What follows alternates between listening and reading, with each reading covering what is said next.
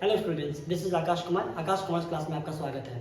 इस वीडियो में हम लोग देखने वाले हैं बीएनएमयू के द्वारा पूछे गए वर्ष 2021 के पेपर नंबर 6 जो कि बीकॉम पार्ट 3 के हैं, और पेपर नंबर 6 से आपका फाइनेंशियल मैनेजमेंट यानी मैनेजमेंट अकाउंटिंग के क्वेश्चन नंबर 10 को देखते हैं। ठीक है, तो देखिए इस क्वेश्चन में क्या पूछा गया। ये पहले बात ये देखिए कि ये कौन से टॉपिक से आया है। ये क्वेश्चन आपका ये क्वेश्चन आया है कॉमन साइज इनकम स्टेटमेंट। याद कीजिए, ये वही चैप्टर है जो आप 12th क्लास के अकाउंटेंसी में पढ़े होंगे, है ना। इनकम साइज एक कॉमन था, एक कंपेरेटिव था, दो टॉपिक था उसी का। ये यहाँ पे पार्ट 3 में भी, पार्ट 3 के फाइनेंशियल मैनेजमेंट में भी ये एक चैप्टर है। और इंटरेस्टिंग बात ये है कि पीछे के 3 सालों में यानी कि ये 2021 का है, 20 में, 19 में, 18 में अभी तक इस चैप्टर से क्वेश्चन नहीं आया था। ये 2021 में पहली बार इस चैप्टर से क्वेश्चन पूछा है। इसका मतलब एक बात और पता चल रहा है कि हो सकता है नेक्स्ट ईयर आपका अगर ये कॉमन साइज पूछा है तो 2022 में आने वाला एग्जाम हो सकता है आपका कंपेरेटिव से, या फिर इसी कॉमन इनकम है ना, हो सकता है ये कॉमन साइज बैलेंस शीट से पूछ ले, या फिर कंपेरेटिव इनकम या कंपेरेटिव बैलेंस शीट से पूछ ले।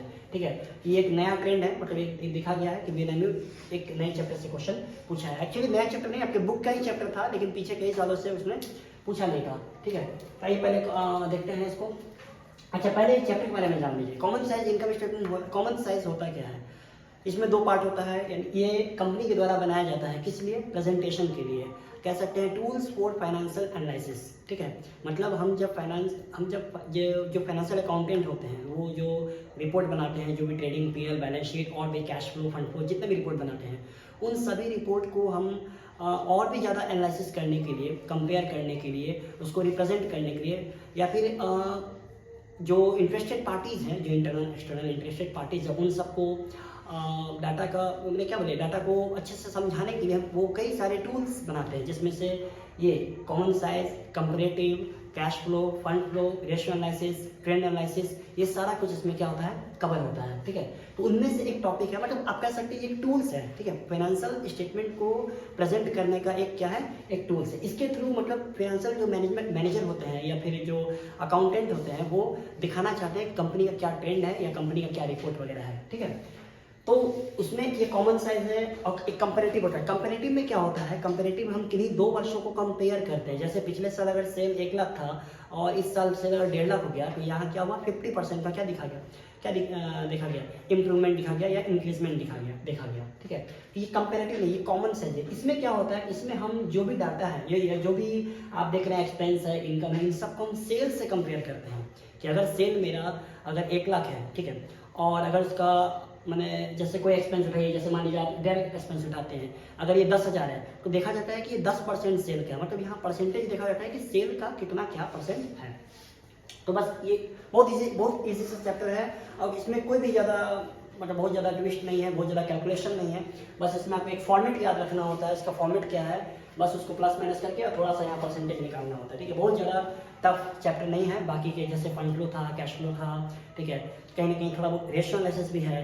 ठीक है, उन सबसे बहुत ईजी चैप्टर है ये कॉमन साइज। और इसका जो दूसरा एक आप कर सकते हैं भाई, इसका कंपेरेटिव। ठीक है, ये दोनों बहुत ईजी चैप्टर है। पहले क्वेश्चन समझ लेते हैं। ये क्या बोल रहा है, from the following trading P L of Sumit limited are given in conventional form, you are required to prepare a common size income. आपको एक सुमित लिमिटेड है, कोई कंपनी है, उसका आपको एक पीएल अकाउंट या ट्रेडिंग पीएल दिया गया है, और इसका आपको क्या बोला गया है, कॉमन साइज स्टेटमेंट तैयार करने के लिए। देखिए डिटेल में क्या क्या है आपके पास, stock, purchase, direct expense, sales, फिर यहाँ क्लोजिंग स्टॉक है। क्लोजिंग स्टॉक में 2 तरह का, फाइनेंस, फिनिश गुड्स है, रॉ मटेरियल है। फिर इसको माइनस प्लस करके ग्रॉस प्रॉफिट निकाला गया। ग्रॉस प्रॉफिट यहाँ सीडी, यहाँ बीडी हुआ। फिर इसमें से कुछ खर्चा है ऑपरेटिंग, जैसे administration expense, financial expense, selling and distribution expense, यहाँ पर सेलिंग एंड डिस्ट्रीब्यूशन का ये। और फाइनली नेट प्रॉफिट कितना है, 1 लाख। बस क्वेश्चन इतना ही चलता है। इसको आपको क्या करना था, इसका एक कॉमन साइज इनकम स्टेटमेंट बनाना था। तो चलिए हम चलते हैं आंसर पे। सबसे पहले फॉर्मेट हम बताया कि आपको जब भी फॉर्मेट 11th 12th पार्ट 1 आपका मैंने फ्रॉम द बिगिनिंग और यहाँ तक आपको फॉर्मेट में हमेशा आंसर देना है। ठीक है, तो देखिए सबसे पहले क्या दे देंगे यहाँ पे, यहाँ सुमित लिमिटेड हो गया कंपनी का नाम, और हम क्या बनाने जा रहे हैं, इनकम साइज क्या था, अच्छा वेट थोड़ा सा मिस्टेक यहाँ, कॉमन साइज होना चाहिए था, कॉमन साइज इनकम स्टेटमेंट। ठीक है, ये आपका फॉर्मेट का नाम हुआ। और इसमें चूंकि यहाँ पे ईयर का डिस्कशन नहीं है तो यहाँ नीचे डाल सकते थे फॉर द ईयर एंडिंग या फॉर द पीरियड एंडिंग 31 मार्च जो भी है। ठीक है, ऐसा नहीं था इसलिए नहीं डाले। अब आइए इसमें देखिए 2-3 कॉलम है। पहला कॉलम है पार्टिकुलर्स का, फिर है आपके अमाउंट का, और यहाँ है परसेंटेज का। ठीक है। मेन जो रोल है वो इस कॉलम का है, परसेंटेज का है, ठीक है। लेकिन ये परसेंटेज निकालने के लिए पहले आपको क्या करना होगा, सभी को एक फॉर्मेट में अरेंज करना होगा। तो देखिए सबसे पहले क्या लिखेंगे, नेट रेवेन्यू फ्रॉम ऑपरेशन। ये रेवेन्यू फ्रॉम ऑपरेशन क्या होता है और ये नेट रेवेन्यू क्या होता है, दोनों में अंतर समझ लीजिए। Revenue from operation none other than it is sales. ये क्या है, सेल है। सेल को ही हम क्या बोलते हैं, रेवेन्यू फ्रॉम ऑपरेशन, मतलब बिजनेस के ऑपरेशन से आया गया रेवेन्यू। अब देखिए नेट का मतलब क्या होता है, जब हम सेल्स में से सेल रिटर्न माइनस कर देते हैं तो जो फिगर आता है उसको हम नेट सेल्स बोलते हैं। फॉर्मूला पढ़ेंगे रेशियो एनालिसिस चैप्टर में, net sales is equal to sale minus sales return, और total sale is equal to cash sale plus credit sale, ठीक है। तो यहाँ नेट क्यों यहाँ नेट है, क्योंकि इस क्वेश्चन में रिटर्न था ही नहीं, इसलिए हम इसको क्या पे यहाँ पे आप डायरेक्ट इसको नेट रेवेन्यू फ्रॉम ऑपरेशन बोल सकते हैं, नहीं तो आपको माइनस करके तो निकालना होता। यहाँ 2 लाख रुपए डाल दिए, ठीक है, 2 लाख एज इट इज उतार दिए। अब आते हैं खर्चा, cost of revenue from operation, ठीक है। इसका एक और नाम है COGS, आप इसको कह सकते हैं कॉस्ट ऑफ गुड्स सोल्ड, है ना, कॉस्ट COGS बोला जाता है इसको, COGS, ठीक है, कॉस्ट ऑफ गुड्स सोल्ड। तो अब देखिए ये COGS निकालने के लिए क्या, COGS का फॉर्मूला हम लोग 12th में भी पढ़े थे, 11th में आप चैप्टर का फाइनल अकाउंट, वहाँ भी एक पोर्शन था कैलकुलेशन का, वो ऑपरेटिंग नॉन ऑपरेटिंग प्रॉफिट निकालने का। फिर आप 12th में भी उसका जो रेशियो एनालिसिस चैप्टर है वहाँ भी देखे होंगे। अभी यहाँ भी देख रहे हैं क्या है, COGS फॉर्मूला क्या होता है, opening stock plus purchase plus direct expense minus closing stock, ये फॉर्मूला होता है COGS का। तो देख लीजिए, opening stock plus purchase plus direct expense और माइनस क्लोजिंग स्टॉक, ये बस पूरा फॉर्मूला है। देखिए COGS का पूरा फॉर्मूला है, बस वो फॉर्मूला हम लोग इक्वेशन में पढ़ते थे, अभी हम लोग फॉर्मूला किस में देख रहे हैं, एक फॉर्मेट में देख रहे हैं, वर्टिकल फॉर्मेट में देख रहे हैं। ओपनिंग स्टॉक कितना है रख दीजिए यहाँ पे, परचेज रख दीजिए, डायरेक्ट एक्सपेंस रख दीजिए, लेस। अब इसमें से क्लोजिंग स्टॉक घटाएंगे तो हमारे पास क्लोजिंग स्टॉक 2 टाइप्स का है, फिनिश गुड्स का और रॉ मटेरियल। अब ये रॉ मटेरियल क्या होता है, फिनिश गुड्स क्या होता है, एक और स्टॉक होता है, कौन सा तीसरा स्टॉक, वो आप कमेंट बॉक्स में बताइएगा, ठीक है। अब देखिए यहाँ फिनिश गुड्स में कितना हो गया, 18,000 रुपये दिया, क्वेश्चन में दिया, रॉ मटेरियल कितना दिया गया है 20,000, बस इसको ऐसे चूंकि लेस लिखे हैं तो देखिए इसको ब्रैकेट में हम इंडिकेट किए, इंडिकेट कर रहा है माइनस पार्ट को, निगेटिव पार्ट को।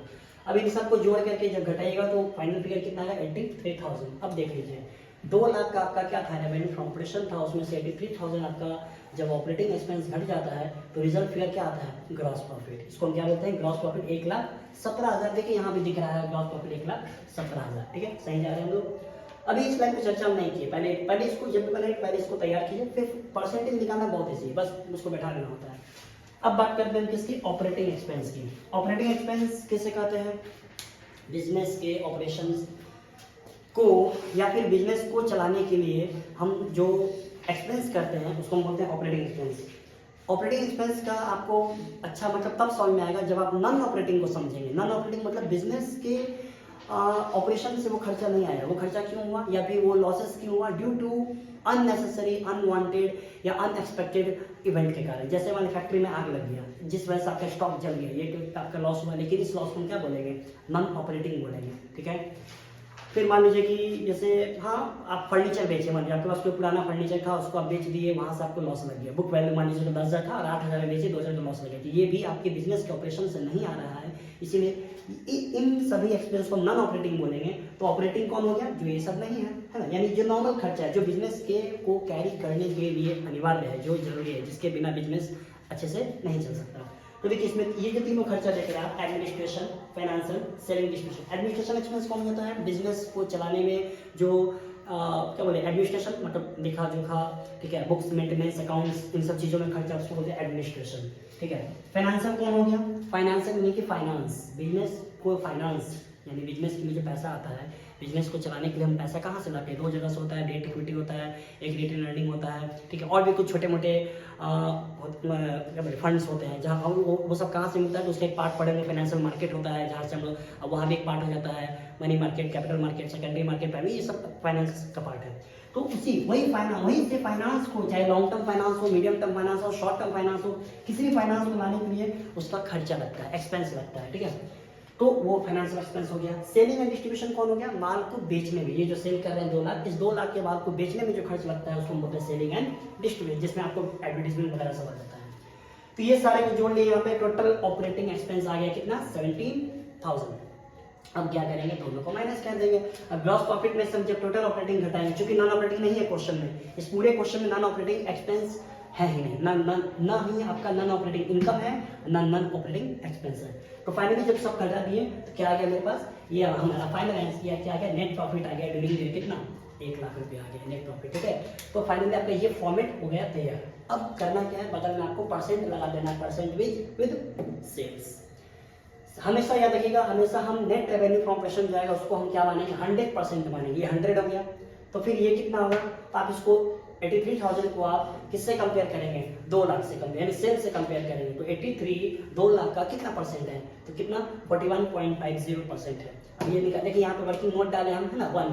जब भी ये देखिए कैलकुलेशन जब भी लिखे उसके नोट डाले, यहाँ 1 लिख के देखिए, यहाँ पे नोट है ना, यहाँ पे देखिए ये नोट कैसे निकाले, 83,000 डिवाइड बाई टोटल सेल्स यानी 2 लाख इंटू 100 आ गया 41.50। उसी तरह अब देखिए यहाँ पे 100 में ये माइनस किया कितना आ गया 58.50, जो कि ग्रॉस प्रॉफिट था। जैसे कि हम लोग माइनस किए थे 2 लाख में 83 आया था 1,17,000, उसी तरह माइनस किए 58.50।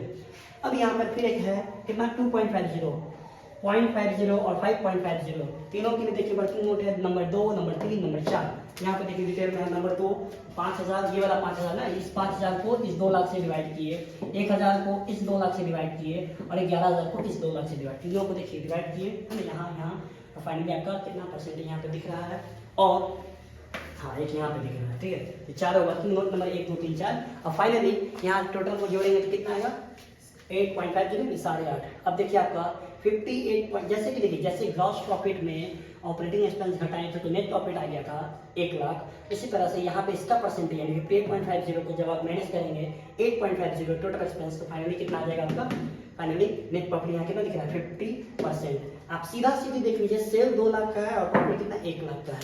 ठीक है, 2 लाख में आप 1 लाख रुपया कमाए, आधा आधी का प्रॉफिट है ना 50%, देख लीजिए घूम के आपका 50% आ गया। तो बस ये इसका सॉल्यूशन है, ये इसका वर्किंग नोट है। अब देखिए क्या लगा, ये क्यों बनाया गया है ना, कंपनी आखिर ये जो इनकम स्टेटमेंट है क्यों बना रही है, कहीं ना कहीं वो देखिए जो रिपोर्ट देखने वाले होते हैं ना, वो 2 बातें हैं, यानी तो वो उतना टाइम नहीं देते रिपोर्ट पे, उनके पास आपकी तरह टाइम नहीं कि वो एक एक चीज़ को एनालिसिस करेंगे। ठीक है, मैंने बोर्ड ऑफ मीटिंग में जब बोर्ड में जब मेंबर्स डायरेक्टर्स बैठते हैं तो वो लोग उतना ज़्यादा एनालिसिस नहीं करते, वो ओवरव्यू देखते हैं। या फिर दूसरा रीज़न कि जो भी देखने वाले हैं वो ज़रूरी नहीं कि वो कॉमर्स फील्ड से हैं, अकाउंट फील्ड से हैं, फाइनेंस फील्ड से हैं, तो उन सबको हिसाब देखिए। अब ये यहाँ पे देखिए डेबिट क्रेडिट है, ये पीएल बनाने के लिए आपको डबल एंट्री सिस्टम का नॉलेज होना चाहिए। लेकिन देखिए यहाँ पे कोई भी एक लेमैन लैंग्वेज में दिया हुआ है, एक नॉर्मल आदमी जो कॉमर्स नहीं पढ़ा, जो अकाउंट्स नहीं जानता, फाइनेंस नहीं जानता, डबल एंट्री सिस्टम नहीं जानता, वो भी यहाँ देख के समझ में आया कि अच्छा ये 2 लाख का सेल किया है और इसको 1 लाख का है, मतलब 50% का इसका क्या है धंधा है। ठीक है, मतलब यहाँ पे इसको जीपी कितना है 58.50 का इसका जीपी है। तो यहाँ से एक ओवरव्यू पता चल रहा है ना, कंपनी का जो फाइनेंशियल परफॉर्मेंस है, ये परफॉर्मेंस होता है ना, बैलेंस शीट को हम क्या बोलते हैं, financial position. Balance sheet represents financial position and PL account represent financial performance, business के परफॉर्मेंस को। तो फाइनली वो बिजनेस के परफॉर्मेंस को एक ओवरव्यू में देख ले रहा है। ठीक है, तो फाइनल बस यही छोटा सा क्वेश्चन था आपका इसमें, एक बस इसमें एक ही चीज बनाना था, कॉमन साइज इनकम स्टेटमेंट। तो फाइनली बस इसमें याद रखने की बात है फॉर्मेट, इस चैप्टर में जो भी है सब सारा कुछ क्या है फॉर्मेट है, बाकी कैलकुलेशन प्लस माइनस तो इजी उतना तो आप कर ही सकते हैं आराम से। ठीक है, तो ठीक है, आई होप समझ में आ गया होगा आप लोग को। ठीक है, थैंक यू सो मच।